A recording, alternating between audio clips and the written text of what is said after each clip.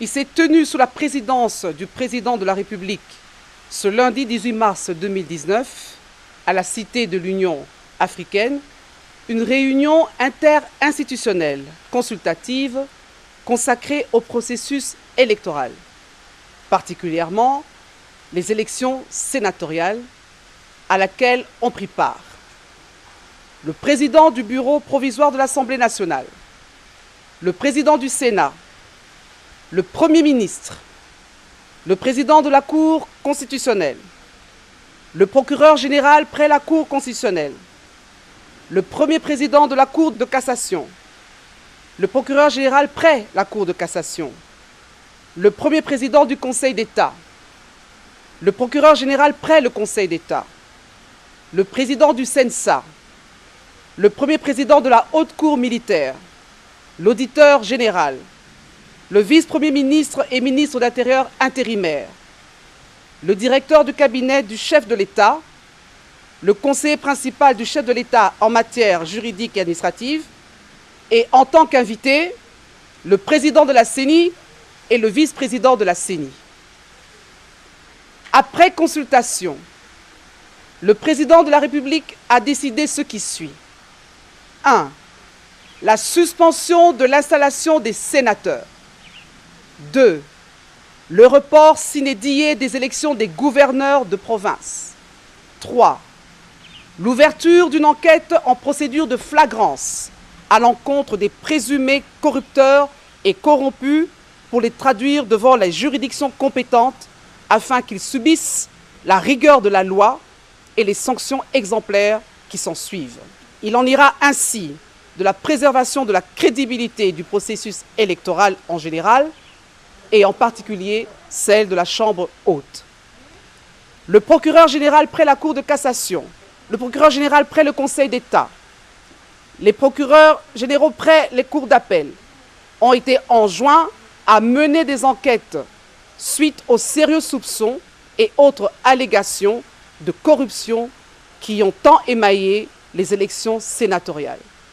Fait à Kinshasa, ce 18 mars 2019, Vital Kamerhe, directeur de cabinet. Face à la diaspora congolaise, ce dimanche 17 mars à la Cité de l'Union africaine, le président de la République, en toute fermeté, avoue que la corruption ne sera plus acceptable dans notre pays et qu'il y a suffisamment de place pour que chaque Congolais y apporte sa pierre en vue d'améliorer sensiblement la vie de nos compatriotes. Je sais que dans vos têtes, il y a beaucoup de questions qui circulent sur votre avenir, sur votre contribution à la lutte ou à la gestion du pays, parce que la lutte est terminée dans un sens, la lutte d'accession au pouvoir est terminée, mais maintenant il y a la lutte pour reconstruire le pays. À l'occasion, le président a fait l'économie de son programme d'urgence sur le 100 jours. Qu'il n'y ait pas de détournement, ensuite d'augmenter les recettes et de mieux pouvoir répartir ou affecter ces richesses que nous aurons créées à ce moment-là pour d'abord rehausser le niveau de vie des gens en augmentant leur pouvoir d'achat, leur salaire, leurs conditions de travail également et aller dans le soutien à l'entrepreneuriat congolais. Et là, j'ai mis beaucoup d'accent là-dessus parce que je compte booster les initiatives des privés, des Congolais, des entrepreneurs congolais, parce qu'il est temps aujourd'hui qu'on crée une classe moyenne, une classe d'affaires congolaise, purement congolaise, sans vouloir discriminer les étrangers qui sont là, mais nous allons aussi là remettre de l'ordre. Vous avez sûrement dû entendre parler d'une manifestation de travailleurs œuvrant évidemment dans des entreprises tenues par certains opérateurs économiques étrangers. Nous les avons rencontrés pour être un petit peu au courant de ce qui se passe. Donc, il y a des choses inacceptables. Nous n'allons pas nécessairement incriminer ces opérateurs économiques d'origine étrangère parce que bon, le contexte dans lequel ils évoluent favorise ce genre de choses. Mais nous pensons qu'il faut améliorer le contexte et cela va avoir un impact sur l'économie nationale et pouvoir nous permettre évidemment d'atteindre les objectifs que nous voulons. Le chef a émis les vœux pendant son quinquennat de voir l'émergence de la classe moyenne.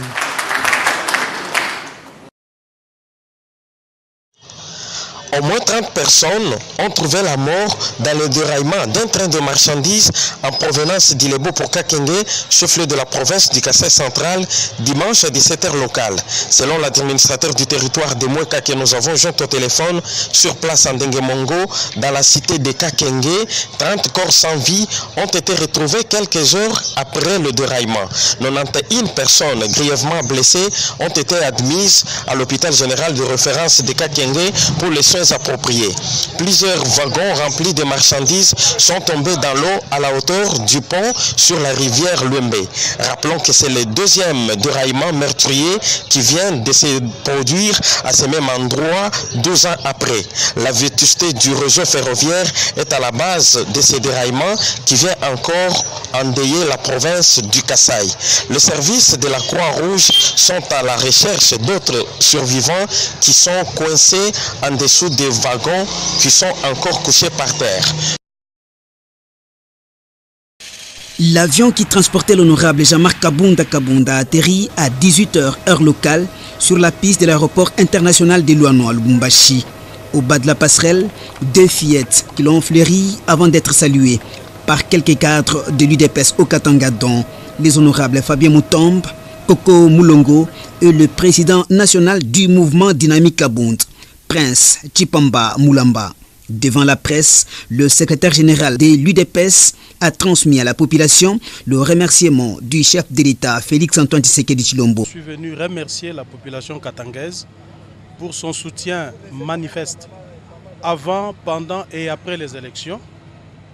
Ces soutiens à la somme des autres nous a conduits au pouvoir.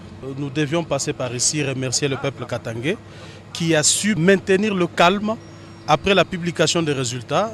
Et ensuite, je suis venu me rendre compte du fonctionnement du parti. Une foule en liesse l'attendait impatiemment à l'aéroport depuis 9h et une présence remarquable à signaler au parking est celle du mouvement dynamique Kabunda Kabund. De l'aéroport au centre-ville, le secrétaire général de l'Union pour la démocratie et le progrès social s'est vu emballé dans une caravane comme tout véritable fils du terroir. Attendu à la place mythique de l'UDPS, Square Forest. Plusieurs personnes étaient rassemblées ici pour écouter le message du secrétaire général du parti présidentiel.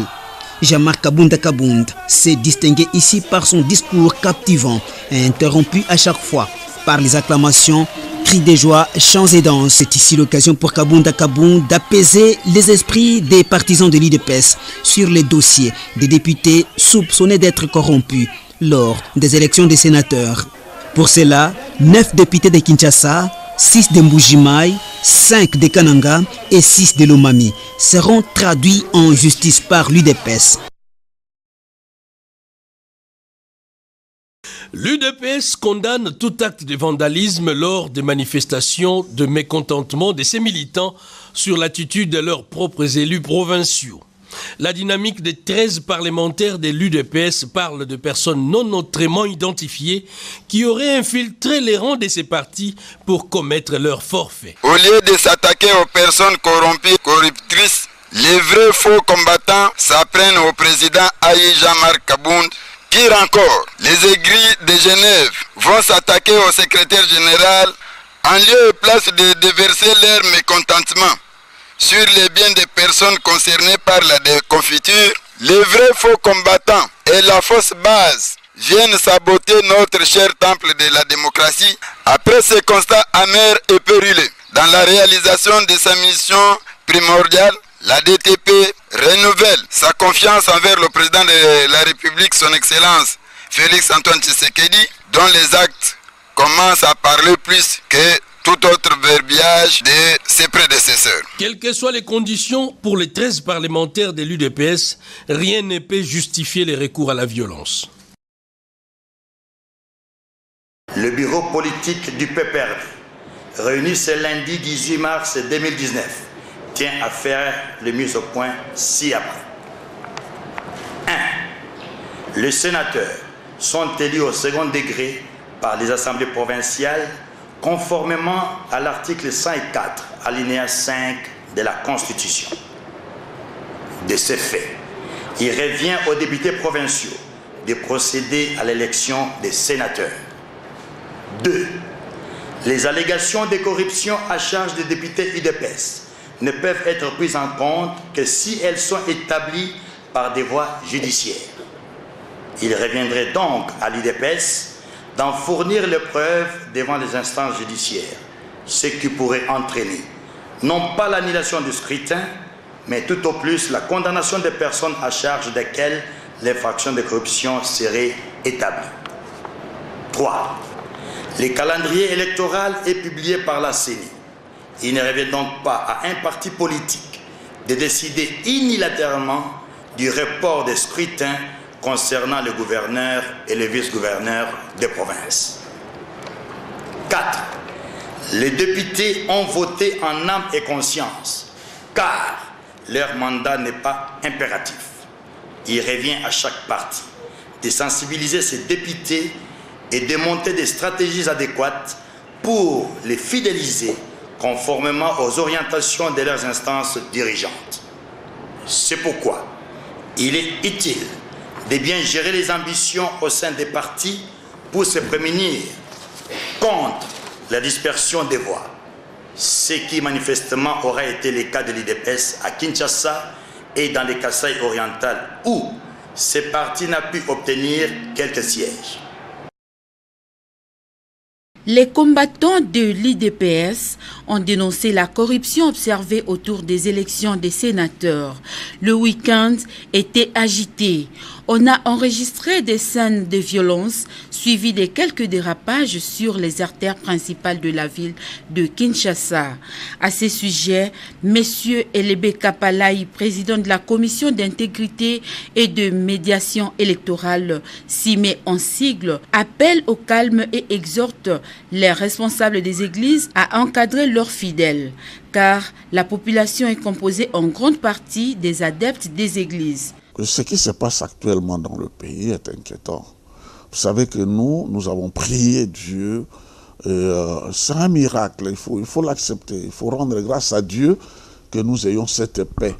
Et maintenant, pendant cette période post-électorale, si nous avons des problèmes à l'interne, nous devons le faire dans le respect des lois, dans le respect de la Constitution.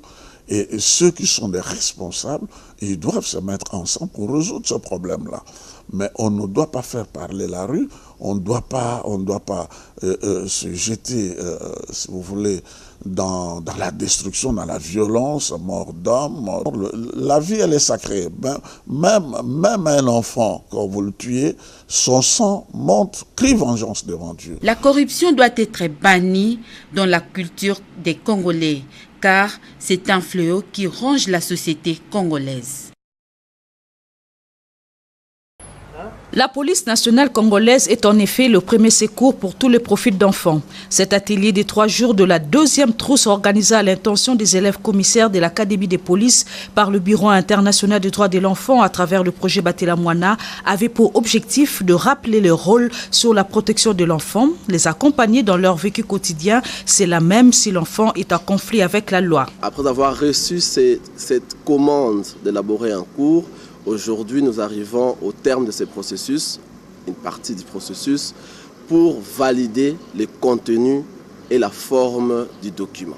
Dans le domaine de la formation et au niveau de l'Académie des polices, qui est gérée par la direction des écoles et formations de la police congolaise, nous arrivons avec une formation de formateurs pour arriver à transférer de manière concrète les compétences à la partie nationale afin de constituer un bassin de formateurs à même de pérenniser les cours qui sera inscrit dans les blocs programmes ou dans les curricula de l'Institut de l'Académie pour qu'elle soit diffusée, enseignée par les Congolais et pour les Congolais.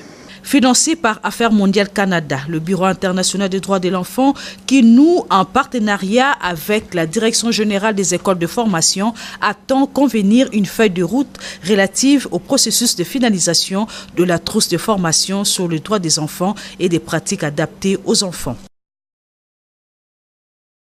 L'atelier de planification des actions des pairs de la Cour des comptes, ouvert aujourd'hui 18 mars 2018 à l'hôtel Pullman, a pour objectif de renforcer la gestion stratégique de la Cour des comptes de la République démocratique du Congo avec le concours de ses partenaires qui sont l'initiative de développement de l'Intosai et le Conseil régional de formation des institutions supérieures de contrôle des finances publiques de l'Afrique francophone subsaharienne.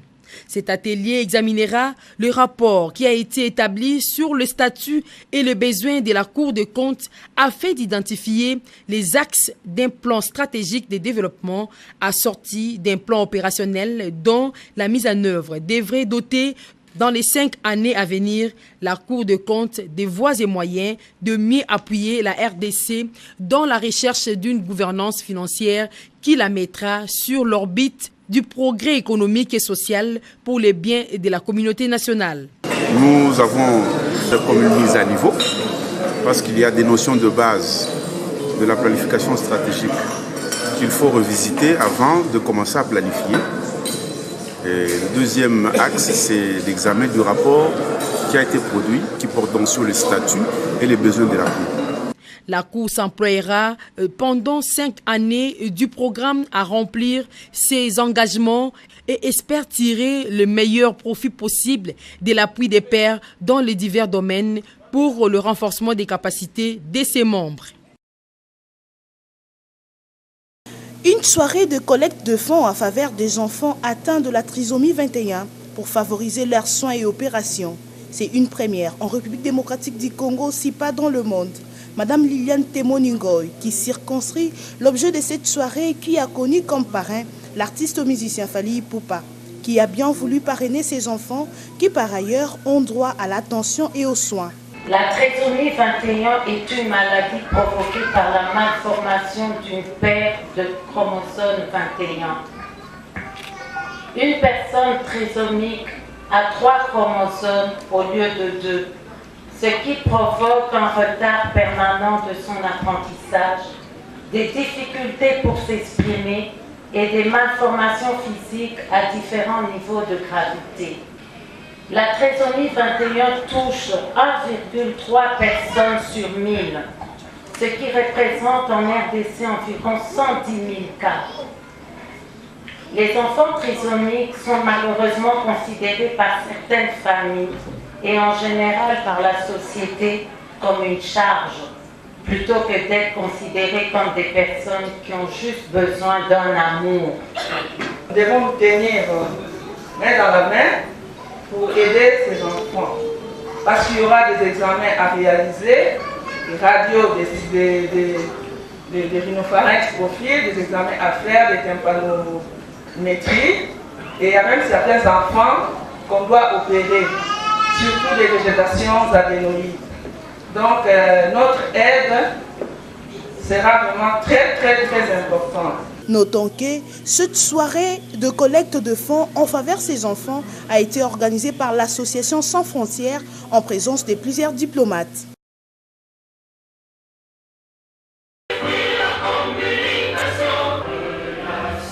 Séduite par le combat et le courage politique de Marie-Madeleine Kalala et Marie-Josée Ifoku, la communauté estudiantine de l'IFASIC a convié ces 2 femmes inspirantes à partager leur expérience à la communauté. C'est à l'initiative d'une étudiante en licence avec un parcours remarquable que se tient ce colloque, qui a pour objectif de renforcer les capacités de la femme étudiante, connaître ses droits pour mettre fin aux discriminations dont elle est victime.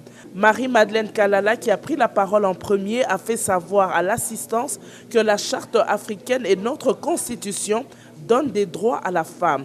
Les femmes ont les mêmes capacités que les hommes, chacun développe son intelligence.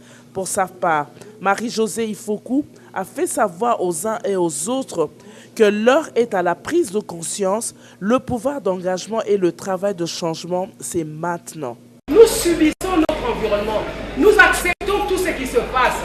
Et ça, ce n'est pas normal. Il faut se révéler en soi, il faut se révolter, refuser de vivre ces mêmes choses, cette routine qui, pour finir, nous rend totalement prisonniers. Il faut refuser cela. Donc, en prenant conscience justement et en voulant maîtriser son environnement, fonction. Moi, en osant, en allant poser ma candidature, j'ai compris beaucoup de choses. Beaucoup de choses. Donc ça devient plus facile pour moi de refaire la campagne la prochaine fois parce qu'il y a beaucoup de choses que j'ai compris, que je maîtrise mieux par rapport à notre environnement politique. 3 autres oratrices, Espérance Baïdila, Bernadette Poundou et Sarah Fanny Dacruiz, sont les conférencières attendues pour la 2e journée de ce colloque à l'honneur de la femme.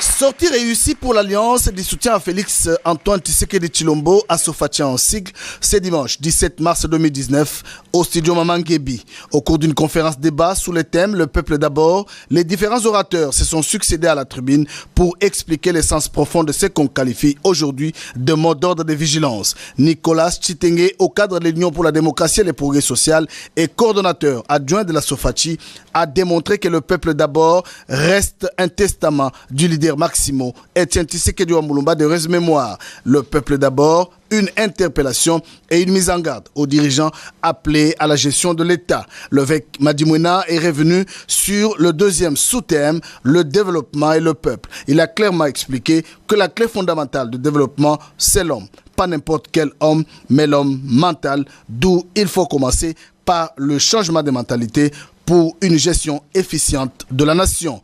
Pour Mme Thérèse Moujani, vice-présidente de la Ligue de femmes de la Sofachi, la femme éducatrice de la nation doit s'approprier ces concepts, le peuple d'abord. Avec versets à l'appui tirés des Actes des Apôtres 24, 3 à 4, le coordonnateur national de la Sofachi, Jean-Pierre Zazakandou, évoquant les sous-thèmes Félix avec la base, a rassuré l'opinion que le chef de l'État s'est engagé à faire que la volonté du peuple congolais. Ce qui a poussé Hubert Kalenga Dissachi, président du comité des sages, à parler de l'excellence dans le peuple.